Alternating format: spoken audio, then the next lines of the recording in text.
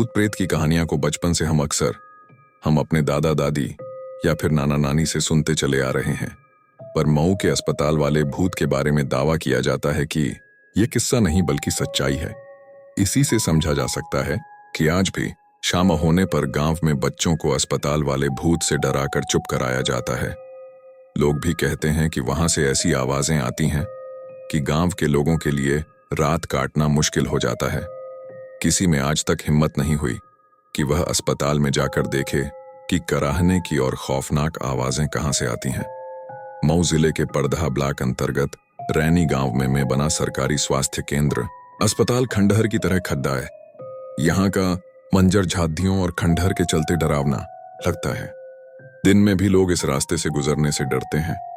घनी झादियों के बावजूद रास्ता इतना साफ दिखता है जैसे अभी किसी ने साफ किया हो, जबकि बताते हैं कि वहां सफाई नहीं होती। गांव वालों की माने तो अगर दिन के 12 बजे अस्पताल के पास के कोई गुजरा तो उसकी हालत खराब हो जाती है।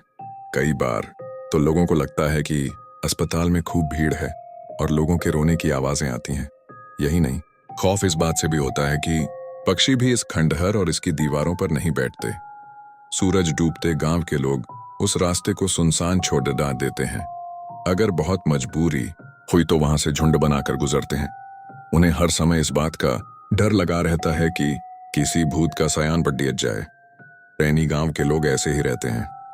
यह भी दावा किया जाता है कि आधी रात के समय उल्लुओं के रोने की आवाजें आती हैं।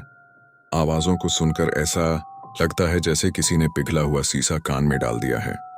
रात होती है तो गांव वाले किसी इंतजार करते हैं कि किसी तरह से यह रात कटे और सुबह हो, क्योंकि उन्हें गांव की रात डराती है। वह रात में दहशत में रहते हैं। गांव के लोग कहते हैं कि ऐसा लगता है जैसे रात कटती ही नहीं। यह भी दावा किया जाता है कि कभी कभी अस्पताल की खिड़की से रोशनी आती दिखाई पड़ती है। वहां से कराहने की आवाजें सुनाई पड़ देती हैं।